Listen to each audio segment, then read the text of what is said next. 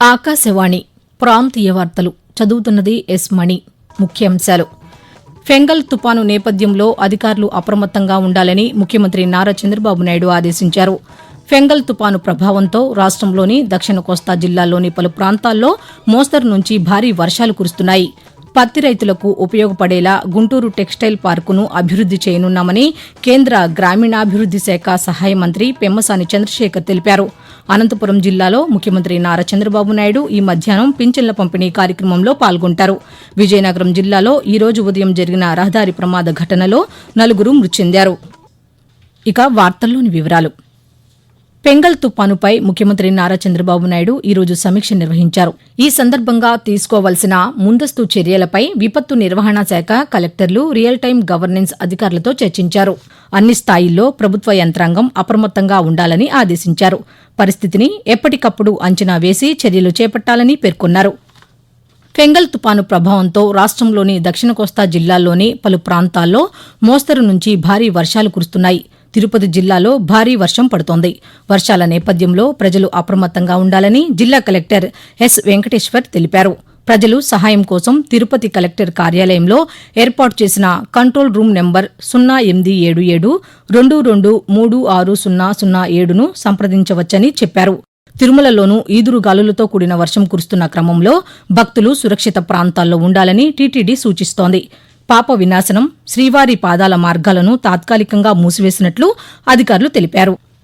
ఇక మరోవైపు తుపాను ప్రభావంతో శ్రీ పొట్టి శ్రీరాములు నెల్లూరు జిల్లా వ్యాప్తంగా వర్షాలు కురుస్తున్నాయి. జిల్లాలోని నెల్లూరు, వెంకటాచలం, కోవూరు, ముత్తుకూరు, పొదలకూరు మండలాల్లో వర్షం కురుస్తోందని, ఈ నేపథ్యంలో లోతట్టు ప్రాంతాల ప్రజలను తరలించేందుకు అవసరమైన చర్యలు తీసుకుంటున్నామని జిల్లా కలెక్టర్ ఓ ఆనంద్ తెలిపారు. ప్రజలకు సహాయక చర్యలు అందించేందుకు 3 విపత్తు నిర్వహణా దళాలు జిల్లాకు చేరుకున్నాయని చెప్పారు. పత్తి రైతులకు ఉపయోగపడేలా గుంటూరు టెక్స్టైల్ పార్కును అభివృద్ది చేయనున్నామని కేంద్ర గ్రామీణాభివృద్ది శాఖ సహాయ మంత్రి పెమ్మసాని చంద్రశేఖర్ తెలిపారు. పల్నాడు జిల్లా చిలకలూరిపేట మండలంలోని గుంటూరు టెక్స్టైల్ పార్కును కేంద్ర మంత్రి ఈరోజు పరిశీలించారు. ఈ సందర్భంగా మాట్లాడుతూ టెక్స్టైల్ పార్కు అభివృద్దికి నాణ్యమైన విత్తనాల సరఫరా వంటి సమస్యలను త్వరగా పరిష్కరిస్తామన్నారు. టెక్స్టైల్ పరిశ్రమల నిర్వాహకులకు కేంద్ర ప్రభుత్వం నుండి 50% రాయితీ వచ్చేలా కృషి చేస్తామని కేంద్ర మంత్రి వివరించారు. ఎన్నికల్లో ఇచ్చిన సూపర్ 6 హామీలను అమలు చేసేందుకు ప్రభుత్వం కట్టుబడి ఉందని రాష్ట సాంఘిక సంక్షేమ శాఖ మంత్రి డోలా శ్రీ బాల వీరాంజనేయ స్వామి అన్నారు.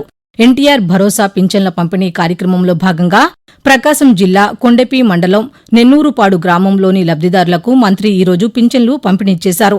అనంతరం ఆయన మాట్లాడుతూ సూపర్ 6 రెండో హామీ అయినటువంటి అన్నా క్యాంటీన్లు కూడా ఏర్పాటు చేయడం జరిగింది, తిరిగి ప్రారంభించడం జరిగింది.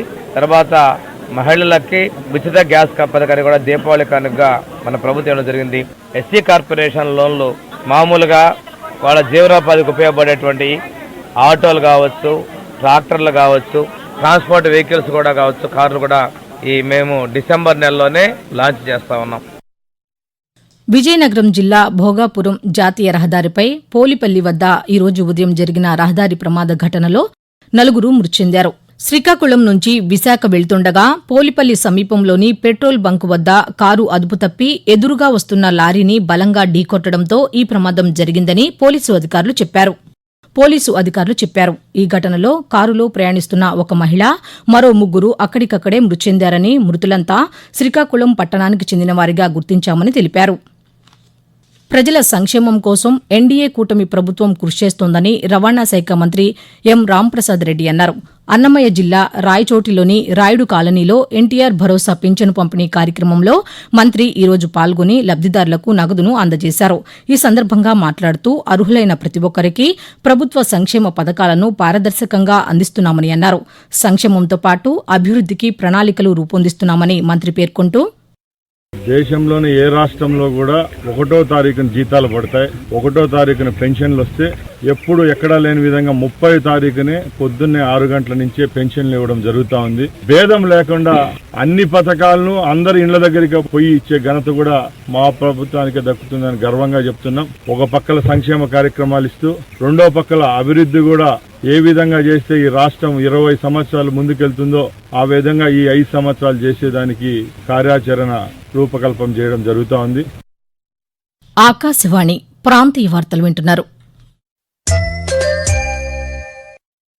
అనంతపురం జిల్లా బొమ్మనహల్ మండలం నేమకల్లు గ్రామంలో ఎన్టీఆర్ భరోసా పింఛన్ల పంపిణీ కార్యక్రమంలో ముఖ్యమంత్రి నారా చంద్రబాబు నాయుడు ఈరోజు పాల్గొంటారని అనంతపురం శాసనసభ్యులు డి వెంకటేశ్వర ప్రసాద్ తెలిపారు. అనంతరం అదే గ్రామంలో ఏర్పాటు చేసిన ప్రజావేదిక కార్యక్రమంలో గ్రామస్తులతో ముఖ్యమంత్రి ముఖాముఖి నిర్వహిస్తారని తెలిపారు. డిసెంబర్ 1వ తేదీ ఆదివారం కావడంతో ఒకరోజు ముందే పింఛన్ల పంపిణీని ప్రభుత్వం నిర్వహిస్తోందని ఆయన అన్నారు. డీఎస్సీ పరీక్ష రాసే అభ్యర్థుల కోసం రాష్ట ప్రభుత్వం ఉచిత శిక్షణను అందిస్తోందని జలవనరుల శాఖ మంత్రి నిమ్మల రామానాయుడు తెలిపారు.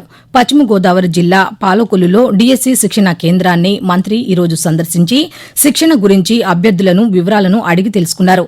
అనంతరం మంత్రి మాట్లాడుతూ ప్రభుత్వం ఇప్పటికే రాష్ట వ్యాప్తంగా పలుచోట్ల ఉచిత శిక్షణ కేంద్రాలను ఏర్పాటు చేసిందని, పాలకొల్లు నియోజకవర్గ పరిధిలో శిక్షణ కోసం 800 మంది దరఖాస్తు చేసుకున్నారని చెప్పారు. హెచ్ఐవీ ఎయిడ్స్ పట్ల ప్రజల్లో అవగాహన పెంపొందించేందుకు కేంద్ర రాష్ట ప్రభుత్వాలు అనేక కార్యక్రమాలను నిర్వహిస్తున్నాయని చీరాల డీఎస్పీ మొహమ్మద్ మోయిన్ తెలిపారు. రేపు ప్రపంచ ఎయిడ్స్ దినోత్సవం సందర్భంగా ఈరోజు చీరాలలో నిర్వహించిన అవగాహన కార్యక్రమంలో ఆయన పాల్గొన్నారు. ఈ సందర్భంగా డీఎస్పీ మాట్లాడుతూ వరల్డ్ ఎయిడ్స్ డే సందర్భంగా ఈరోజు చీరాలలో ఈ హెల్ప్ ఆర్గనైజేషన్ సంస్థ తరఫున అవగాహన కార్యక్రమం జరిగింది. దీనిలో ముఖ్యంగా ఎయిడ్స్ వ్యాధిగ్రస్తుల పట్ల ఆ వివక్ష చూపకూడదు, చూపిస్తే అది ఒక నేరం అని చెప్పేసి మన చట్టం కూడా చేయడం జరిగింది. ఆ చట్టం యొక్క అవగాహన గురించి మన మహిళా మండలి సభ్యులకి అట్లాగే మన మహిళా పోలీసులతో కలిసి ఒక చిన్న వర్క్ షాప్ లాగా పెట్టడం జరిగింది. ఈ చట్టం గురించి వాళ్ళ యొక్క హక్కుల గురించి వివరించడం జరిగింది. తిరుమల పవిత్రతను, ఆధ్యాత్మిక ప్రశాంత వాతావరణాన్ని కాపాడేందుకు తిరుమలలో రాజకీయ ద్వేషపూరిత ప్రసంగాలను నిషేధిస్తున్నట్లు తిరుమల తిరుపతి దేవస్థానం టీటీడీ ఈరోజు ఒక ప్రకటనలో తెలిపింది. తిరుమలలో గత కొంతకాలంగా శ్రీ వెంకటేశ్వర స్వామివారి దర్శనార్థం వచ్చేవారు దర్శనం అనంతరం రాజకీయ ప్రసంగాలు, విమర్శలు చేస్తున్నారని, దీంతో తిరుమలలో ఆధ్యాత్మిక వాతావరణానికి ఆటంకం కలుగుతోందని తెలిపింది. ఈ క్రమంలో రాజకీయ ప్రసంగాలను నిషేధిస్తున్నామని, నిబంధనలను ఉల్లంఘించిన వారిపై చట్టపరమైన చర్యలు ఉంటాయని టీటీడీ తెలిపింది. రాష్ట్రంలో నిర్మిస్తున్న రైల్వే ప్రాజెక్టులు, జాతీయ రహదారుల పనులకు సంబంధించి భూసేకరణ, అటవీ, ఇతర అనుమతులు, అవసరమైన మౌలిక వస్తుల కల్పన వంటి అంశాలకు 2 వేర్వేరు టాస్క్ ఫోర్స్ కమిటీలను ఏర్పాటు చేస్తూ ప్రభుత్వం ఉత్తర్వులు జారీ చేసింది. రహదారులు, భవనాల శాఖ మంత్రి బీసీ జనార్దన్ రెడ్డి నేతృత్వంలో ఈ 2 కమిటీలను ఏర్పాటు చేస్తున్నట్లు ప్రభుత్వం ఉత్తర్వుల్లో పేర్కొంది. ఆంధ్రప్రదేశ్ నుంచి విద్యార్థులు, వృత్తి నిపుణులు అధికంగా విదేశాలకు వెళ్తున్నందున అమరావతి, విశాఖపట్నంలో వీసా దరఖాస్తు కేంద్రాలను ఏర్పాటు చేయాలని విజయనగరం పార్లమెంటు సభ్యులు కె అప్పలనాయుడు విదేశాంగ శాఖ మంత్రి ఎస్ జైశంకర్ను కోరారు. ఈ మేరకు నిన్న ఢిల్లీలో కేంద్ర మంత్రిని కలిసి వినతిపత్రం అందజేశారు. ఉన్నత విద్య కోసం విదేశాలకు వెళ్లే భారతీయ విద్యార్థుల్లో ఆంధ్రప్రదేశ్ వాటా 22% ఉందని చెప్పారు. రాష్ట్రం నుంచి వీసాలకు ఉన్న ప్రాధాన్యత దృష్ట్యా వీసా దరఖాస్తు కేంద్రాల ఏర్పాటును పరిశీలించాలని కేంద్ర మంత్రిని కోరారు. గల్ఫ్ దేశాల్లో ఆంధ్రప్రదేశ్కు చెందిన కార్మికులను తీసుకువచ్చేందుకు భారతీయ రాయబార కార్యాలయాల ద్వారా చర్యలు తీసుకోవాలని విజ్ఞప్తి చేశారు. ప్రాంతీయ వార్తలు ముగించే ముందు ముఖ్యాంశాలు మరోసారి. ఫెంగల్ తుపాను నేపథ్యంలో అధికారులు అప్రమత్తంగా ఉండాలని ముఖ్యమంత్రి నారా చంద్రబాబు నాయుడు ఆదేశించారు. ఫెంగల్ తుపాను ప్రభావంతో రాష్ట్రంలోని దక్షిణ కోస్తా జిల్లాల్లోని పలు ప్రాంతాల్లో మోస్తరు నుంచి భారీ వర్షాలు కురుస్తున్నాయి. పత్తి రైతులకు ఉపయోగపడేలా గుంటూరు టెక్స్టైల్ పార్కును అభివృద్ది చేయనున్నామని కేంద్ర గ్రామీణాభివృద్ది శాఖ సహాయ మంత్రి పెమ్మసాని చంద్రశేఖర్ తెలిపారు. అనంతపురం జిల్లాలో ముఖ్యమంత్రి నారా చంద్రబాబు నాయుడు ఈ మధ్యాహ్నం పింఛన్ల పంపిణీ కార్యక్రమంలో పాల్గొంటారు. విజయనగరం జిల్లాలో ఈ రోజు ఉదయం జరిగిన రహదారి ప్రమాద ఘటనలో 4 మృతి చెందారు. ఆకాశవాణి ప్రాంతీయ వార్తలు ఇంతటితో సమాప్తం.